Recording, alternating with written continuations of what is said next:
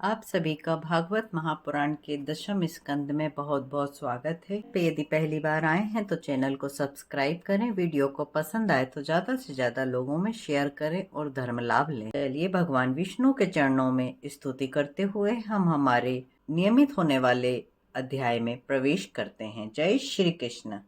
मंगलम भगवान विष्णु मंगलम गरुड़ध्वज मंगलम पुंडरीकाक्ष मंगलाय तनोहरि शांताकारं भुजगशयनं पद्मनाभं सुरेशं विश्वाधारं गगनसदृशं मेघवर्णशोभांगं लक्ष्मीकान्तं कमलनयनं योगिभिर्ध्यानगम्यं वन्दे विष्णुभवभयहरं सर्वलोकैकनाथं।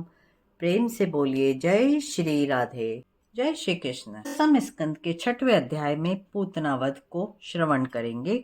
कूच को विष पीवन लगे, निज मुख सुधड़ लगाए, दुष्ट पूतना बध कियो, समझू आल ग्रह ताहि।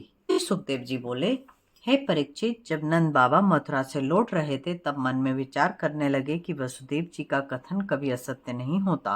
इस कारण नंद जी मन में अति विचलित हुए और वे हड़बड़ाए, अति व्याकुलाए ब्रज में पहुंचने की शीघ्रता करने लगे। उसी बीच पूतना नाम की कंस की भेजी हुई क्रूर राक्षसी बच्चों को मारने ब्रज में आई। जिस स्थान पर भगवान के गुण, यश और कीर्तन का स्मरण नहीं होता, वहां पर ऐसी राक्षसियों का बल अधिक बढ़ जाता है। वह पूतना आकाश मार्ग से चलने में समर्थ थी और इच्छानुसार रूप धारण करती थी। उसने एक सुंदर युवती का रूप धारण करके नंद बाबा के गोकुल में गई।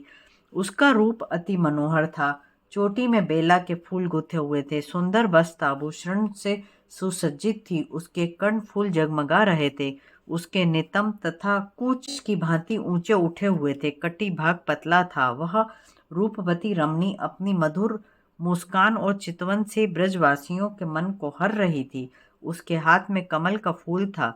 वह गोपियों के रूप लावण्य को मात करने लगी, मानो लक्ष्मी अपने पति से मिलने आ रही हो। गई पूतना नंद घर, मन में अति हर्षाए, बालक लीनो गोद में, प्यावे कूचा सिहाय। परीक्षित, बालक श्री कृष्णचंद्र जी जगत का संहार करने के लिए उत्पन्न हुए थे।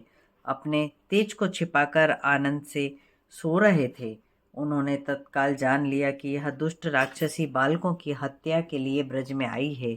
उस राक्षसी ने अपने काल रूपी सांप को उठाकर बड़ी प्रसन्नता से अपने कूचों से लगा लिया। यह पता नहीं था कि म्यान में ढकी हुई यह तीक्ष्ण तलवार है। वह पूतना अति रूपवती और सुंदरी होने के कारण यशोदा और रोहिणी भी उसको देखकर मोहित हो गईं। उन्होंने उसको बालक को उठाने और दूध पिलाने से भी नहीं रोका। वे चुपचाप खड़ी देखती रहीं। उस पूतना के स्तनों में हलाहल विष लगा हुआ था। भगवान श्री कृष्ण ने क्रोध करके अपने दोनों हाथों से उसका कूच थामकर अपने प्राण सहित दुग्ध का उसके प्राण सहित दुग्ध का पान करने लगे। वे दूध पीने लगे और उसका साथी क्रोध उसके प्राण पीने लगा। पूतना के मर्म स्थलों में अति पीड़ा होने लगी।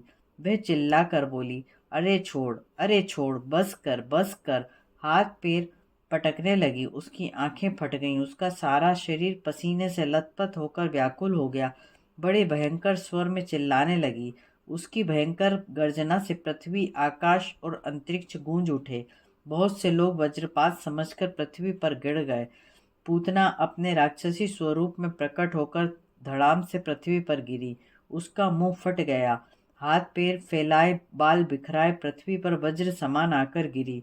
जब यशोदा और गोपियों ने उसके गिरने की आवाज सुनी तो वह दौड़ी दौड़ी आईं। उन्होंने देखा बालक कृष्ण पूतना की छाती पर लेटा हुआ स्तनपान कर रहा है और एक भयंकर रूपणी राक्षसी मरी हुई पड़ी है।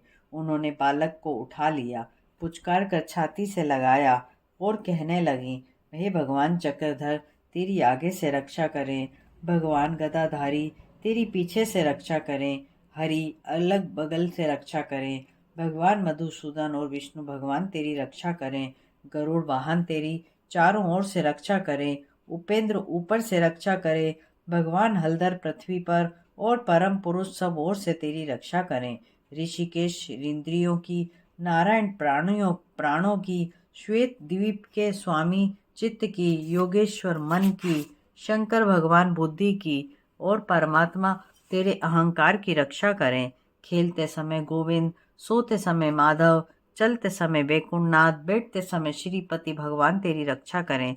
भोजन के समय यज्ञ भोक्ता भगवान तेरी रक्षा करें।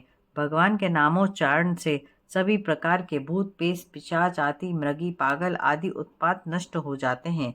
श्री सुखदेव जी बोले, हे परीक्षित, गोपियों ने भगवान श्री कृष्ण चंद्र के अंगों की इस प्रकार मंत्रों द्वारा रक्षा की। यशोदा ने अपने स्तन पिलाकर पालने में सुला दिया। उसी समय नंद बाबा मथुरा से लौटे, तब उन्होंने भयंकर पूतना को देखा। उन्हें बड़ा आश्चर्य हुआ। वे बोले, वसुदेव अवश्य ही कोई महान ऋषि हैं। उन्होंने जो कुछ कहा था वही हुआ। तब तक गोप वालों ने उस पूतना के अंगों को काट काट कर गोकुल से बाहर लाकर लकड़ियों में रखकर उसे जला दिया। उसके शरीर से निकला हुआ धुआं अगर सी सुगंधी फैला रहा था। ये परीक्षित, ऐसा क्यों ना हो? भगवान त्रिलोकीनाथ ने उसके स्तन का दूध पिया था। उसके पाप उसी समय नष्ट हो गए।